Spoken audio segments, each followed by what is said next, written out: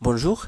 Alors, dans cet exercice, on s'intéresse à étudier un circuit électrique dans le régime transitoire. Alors ici, on va essayer de répondre aux deux questions. Donc, la première question, concernant l'établissement de l'équation différentielle vérifiée par la tension au bord d'un condensateur. Et la deuxième question, donc, on essaye de résoudre cette équation dans le régime permanent. Alors ici, on travaille dans l'origine transitoire. Vous voyez ici le circuit est composé par un générateur de tension et des résistances et aussi un autre générateur de tension et un condensateur. Dans la première question, on vous demande de déterminer l'équation différentielle vérifiée par la tension au bord des condensateurs lorsque l'interrupteur est fermé. C'est-à-dire, à l'instant initial, on ferme l'interrupteur et on va déterminer donc l'équation différentielle vérifiée par la tension au bord des condensateurs.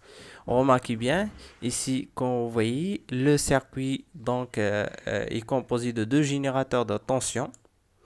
Si on essaye de voir quel est donc, euh, quel est donc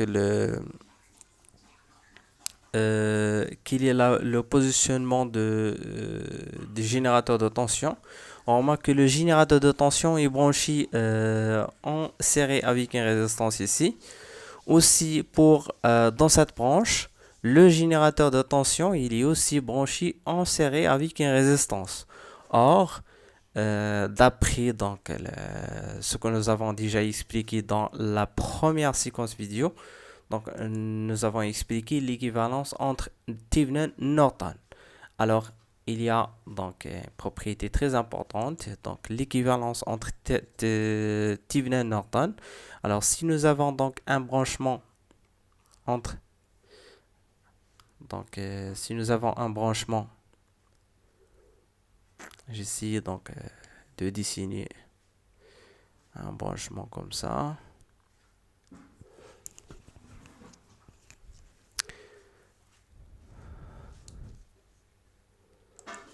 Si nous avons un branchement entre un générateur de tension, une source de tension et une résistance,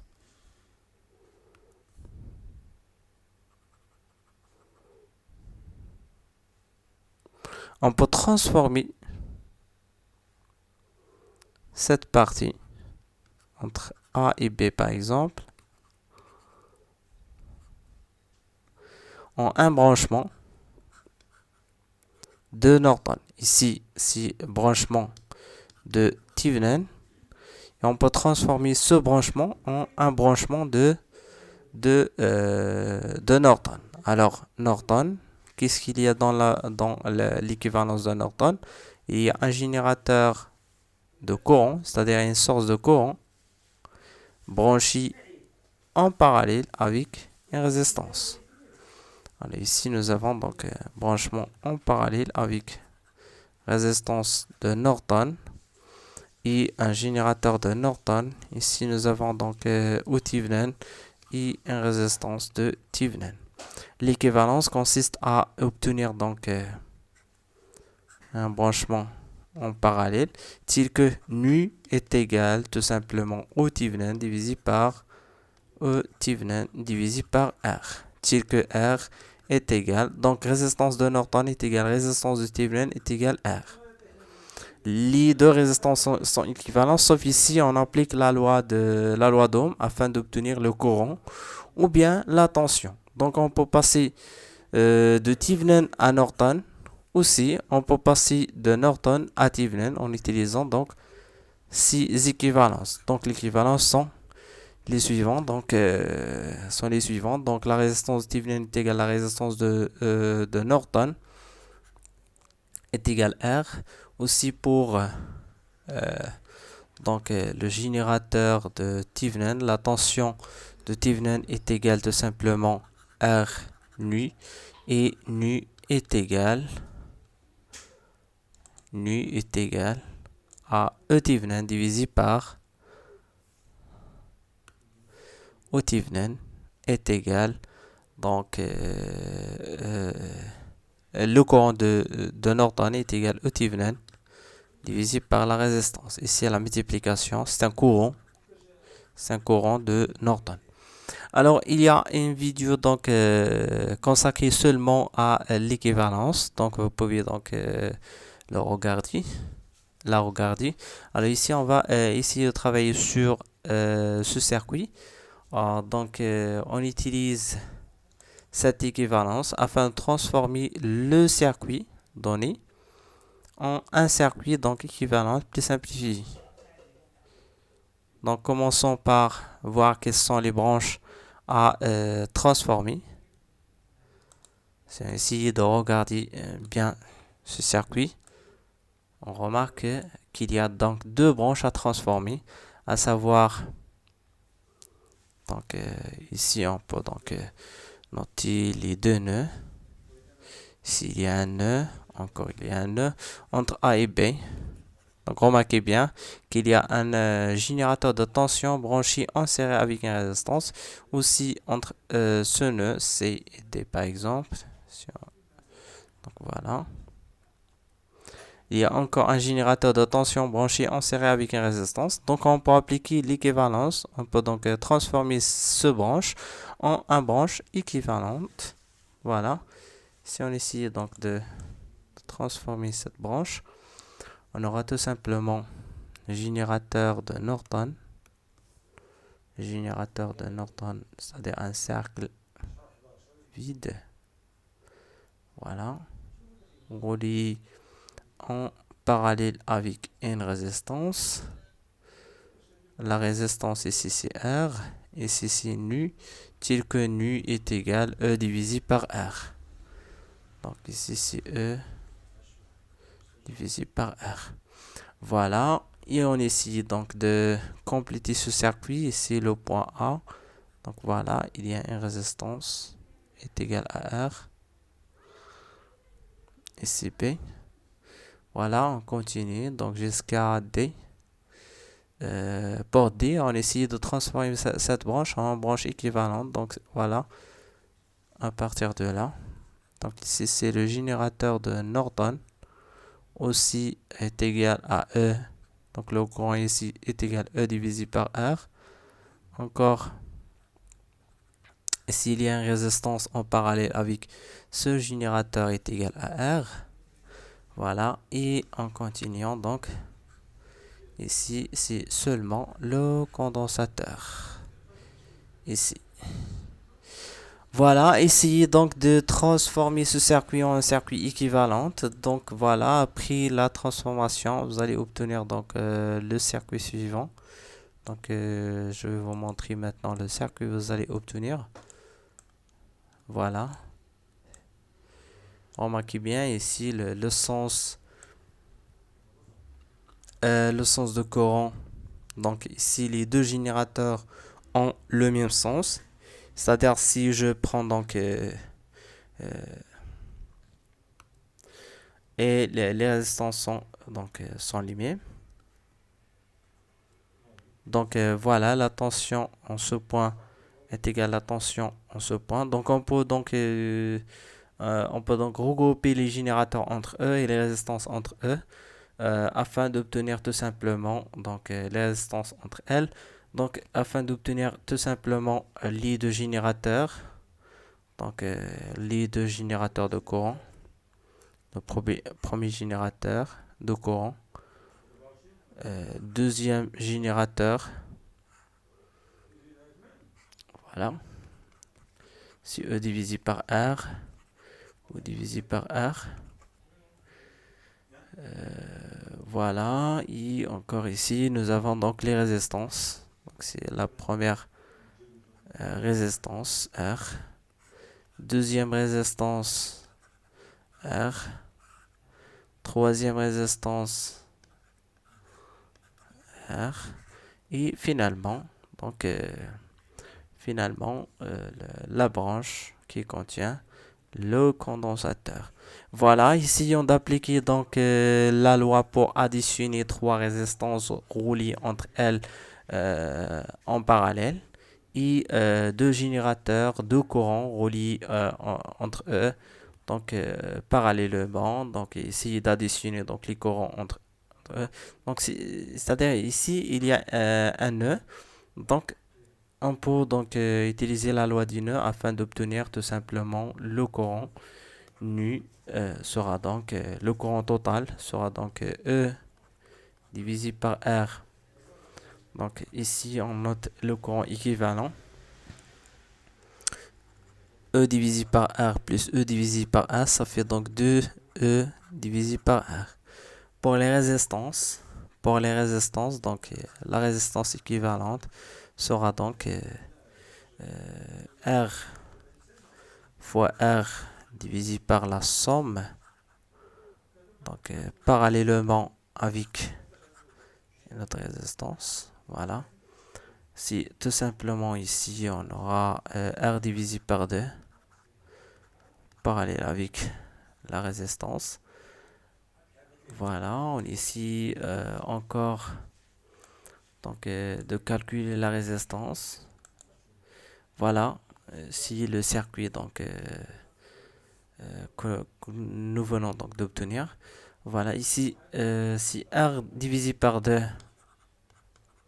fois R, tout divisé par 3R divisé par 2 en simplifiant par 2 et encore par R, nous obtenons finalement R divisé par 3. Voilà, la résistance équivalente ici, c'est R divisé par 3. Et le générateur de courant, le courant équivalent, donc délivré par le circuit, donc c'est 2E divisé par R.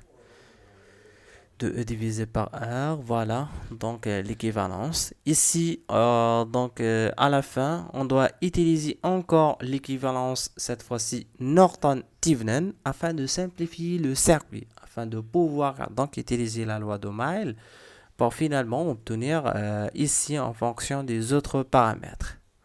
Donc voilà, j'essaie donc de transformer ce circuit. Remarquez bien, ici il y a un générateur, il y a un système mnémotechnique afin de transformer donc cette partie. Voilà, cette partie. Ici le générateur, ici donc pour obtenir l'équivalence entre cette partie. Donc, pour obtenir l'équivalence entre Norton et Thevenin, il faut tout simplement relier le générateur de Thevenin avec la résistance équivalente. Donc, la résistance équivalente sera donc de la même valeur.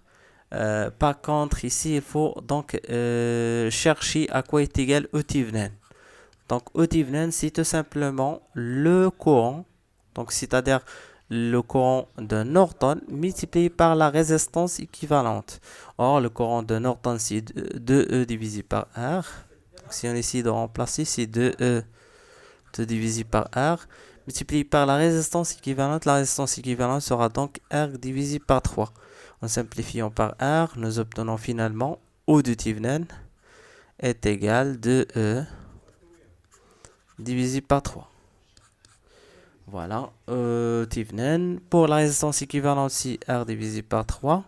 Donc voilà, on a ici donc de transformer ce circuit en un circuit équivalent. Donc ici, il est plus facile d'obtenir l'équation différentielle à partir de là. Donc on peut appliquer la loi d'Ohmheill. Donc si on applique la loi d'Ohmheill, qu'est-ce qu'on va obtenir? Donc remarquez bien que ici, le sens de la tension ici est le même que le sens de celui de IR.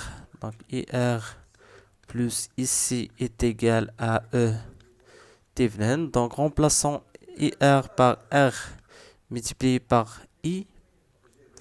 Voilà. Ici, c'est tout simplement ici, il y a qu'un seul courant. Donc R fois ici plus ici est égal. Ici, nous avons donc le E Thevenin. D'abord, ici, nous avons donc résistance équivalente. Donc ici, nous avons résistance équivalente. Voilà l'expression.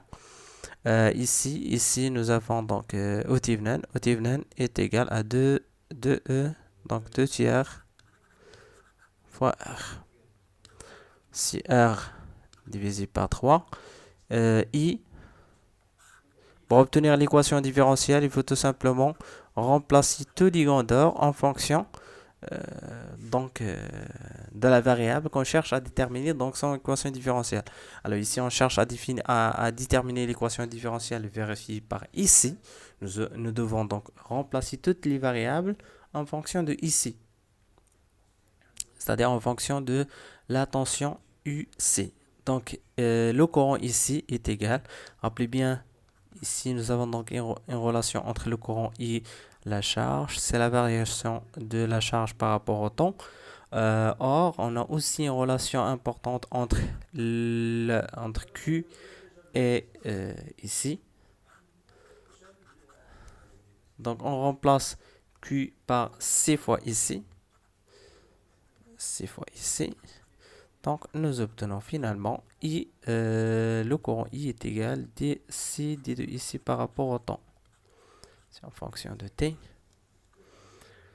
Voilà, on continue à travailler.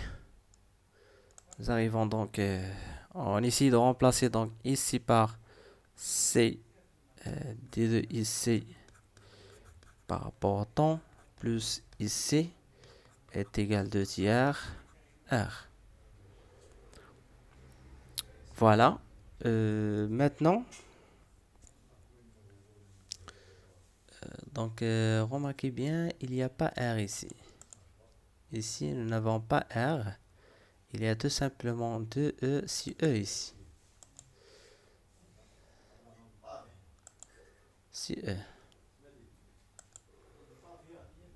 Voilà si E. Remarquez bien ici, nous avons donc la tension orthogonale est égale 2 tiers E. 2 tiers la tension E. 2 tiers la tension E. Donc, essayons d'isoler la dérivée de ici par rapport au temps. Donc, d de ici par rapport au temps, plus ici, on va tout simplement multiplier par 3 et diviser par RC. Si on multiplie par 3, 3 s'en va avec 3, RC se simplifie avec RC. Ici, à côté de dérivée de ici par rapport au temps. Par contre, ici, on va multiplier par l'inverse, c'est 3 divisé par RC. Donc, ici est égal 2 tiers. Donc, si 3 multiplié par 2, donc si 3 s'en va avec 3, on aura tout simplement 2E, le tout divisé par RC. Voilà l'équation différentielle vérifiée par la tension au bord des condensateurs. Donc maintenant, on s'intéresse à établir la solution de cette équation différentielle. Alors, pour établir la solution de cette équation différentielle, il faut tout simplement chercher l'ensemble de solutions, c'est-à-dire solution sans second membre et solution avec second membre. Il y a deux solutions. Donc, la solution sans second membre est s'écrit de cette façon. Si ici de t est égal u, voilà, u0 ou bien i max, ou bien, donc c'est tout simplement u exponentielle moins l'intégrale de ce terme, bien de ce facteur par rapport au temps. Donc l'intégrale de 3 divisé par RC d de t, c'est tout simplement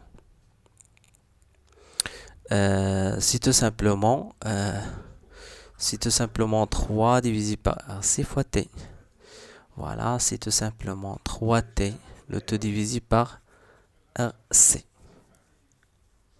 Si par définition, donc solution homogène, solution particulière, donc solution, c'est-à-dire solution sans second membre et solution particulière avec second membre. Donc c'est tout simplement la solution particulière. Donc ici c'est IC1. Donc pour ici 2, on essaie tout simplement de d'enlever le second, l'ordre 2. On écrit tout simplement 3 divisé par RC ici est égal 2E divisé par RC. Voilà, on essaie d'annuler donc ce terme afin d'obtenir la solution particulière. Ici, on va tout simplement simplifier par RC. On aura tout simplement solution particulière sera donc ici de t. Donc ici de t est égal donc 2 tiers E. Donc la solution générale sera donc ici de t est égal ici 1 plus ici 2. Donc vous pouvez chercher un petit peu sur la solution d'une équation différentielle premier ordre. Donc voilà, on arrive à obtenir la solution maintenant. La solution ici est de cette façon. Donc voilà, ici, si tout simplement, ici 1, si U exponentielle moins 3t, le t divisé par RC, plus 2 tiers E. Donc voilà, ici, si tout simplement, on utilise la continuité pour déterminer à quoi est égal U. Donc U sera donc égal à E. Donc on arrive à obtenir donc finalement donc à t égale 0. Voilà, à t égale 0, si on cherche à voir quelle est donc la tension au bord des condensateurs. Donc ici c'est tout simplement à t égale 0. À t égale 0, donc nous avons ici est constante, c'est-à-dire dérivée de ici par rapport au temps est égale à 0. Donc la relation ici, 0 moins est égal E moins R multiplié par I, avec I ici tout simplement la dérivée par rapport au temps. Donc on aura tout simplement ici est égal à E. Donc voilà, c'est pour cela on va tout simplement écrire. Remarquez bien, pour déterminer les constantes après la résolution d'une équation différentielle, on utilise les conditions aux limites. Alors, les conditions aux limites ici, c'est les conditions sur la continuité de ici et la continuité des courants. Donc, c'est pour cela, on essaye d'obtenir tout simplement U est égal à E. Donc voilà, on essaie de factoriser par E. Nous obtenons finalement ici est égal à moins 3t divisé par RC plus 2 tiers. Voilà la solution de cette équation différentielle. Vous pouvez vérifier vous pouvez chercher un petit peu sur le type solution d'une équation différentielle avec seconde membre des premiers ordres. Voilà, et vous allez obtenir des trucs comme ça afin de résoudre une équation différentielle. Voilà, j'espère que vous avez bien compris comment utiliser l'équivalence Thievenin-Norton et aussi la loi d'Euler afin d'établir l'équation différentielle vérifiée par la tension au bord d'un condensateur dans le régime transitoire.